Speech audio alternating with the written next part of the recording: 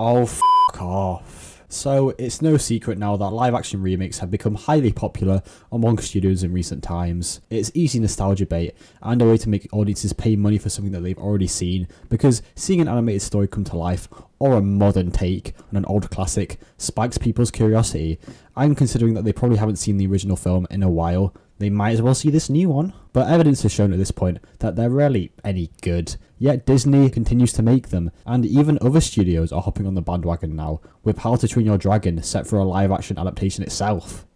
Fuck. Now, in all fairness, the ones that have been made so far and released in cinemas have actually done quite well. You only have to look at the box office numbers to see that audiences were in for something like this, at least at first, and in fairness, the first few times were genuinely quite exciting, but that's because they'd never really done live action iterations up to this point, and they just wanted to test the waters. Well, as soon as they realised that it works, they basically flushed any potential for new and creative ideas down the toilet, and decided to further milk any already existing characters and storylines, with the emphasis being on more of these live action things that they seem to really enjoy. And now with Disney Plus, they can release them outside of cinemas, and instead allow the viewer to watch the film from the comfort of their home. However, in recent years, Disney content has been on a bit of a downgrade, not just in live action remakes, but in all of its media. You really don't have to be a genius to recognise that the MCU ended with Endgame, that Star Wars is now just a TV franchise to keep pumping out more and more stories, and that the idea of telling a genuinely good story that the viewer will enjoy has taken a back seat on Disney's priority list. Don't believe me? What else could possibly be their main intention if not to create movies and shows that a viewer can sit back and lose themselves in? Well, I'll give you a hint.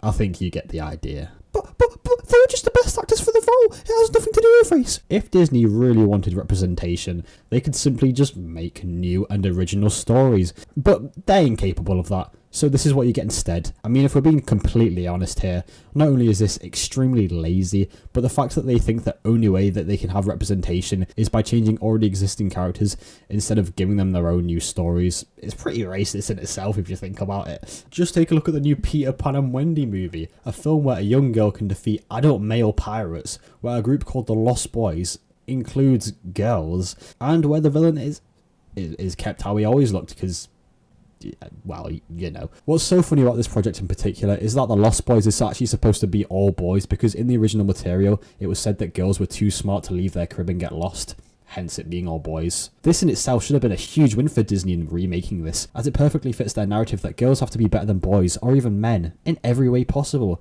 But they clearly just ignored that, and instead allowed their extremely tiny and narrow-minded brain to focus on how there being an all-boys group must not and shall not be the case. We will ensure we put all possible representation into this group, because that's exactly what people want. And if the audience can't see themselves in the character, because, you know, if they're not your race or gender, it's impossible to see yourselves in them, then we failed. Get to work. Even with the Snow White remake next year, there's not going to be 7 dwarves, because apparently it's offensive to do that now, and Snow White's going to be Latino, even though her having snow white skin is literally the point of her being white. And she won't be rescued by a prince, because we can't have a man saving this strong and brave woman. Anyway, regardless of the endless losses in money and constant backlash and trailer ratios they've endured, Disney ceases to learn from the past, and instead is doomed to repeat it. I mean, it's easy to lose money and keep doing so over and over again when your only response is to blame the fans and hold desperately onto this false belief that what you're making is good, and the very people you're making your movies for are wrong. I mean, just look at this mighty list of future live action releases in years to come that everyone has been asking for. How exciting. I get the feeling that the people working at Disney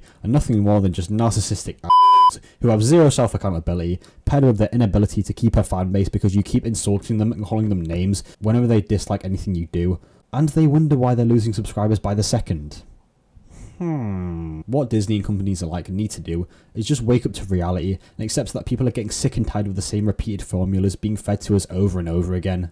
They tried the game of don't ask questions, just consume product and then get excited for next product. And people just aren't falling for it anymore. Then again, Disney and their woke agenda will continue to run rampant for some time still, considering there's still projects in development that were put together even before the Bob Iger re-takeover and the layoff of over 7,000 Disney employees. So I guess that all we can really do for now is wait for Disney to go bankrupt so that we no longer have to let their media infect innocent minds and just go back to the old days of pure storytelling and entertainment. Films like Top Gun Maverick only proved that if you take The Message out of the equation when making a film, it's destined to be much better than whatever shithole you put together already.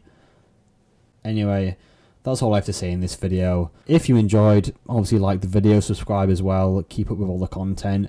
If you don't want to do that, it's up to you, innit? But that's my little rant for today. And yeah, I will see you in the next one. Bye.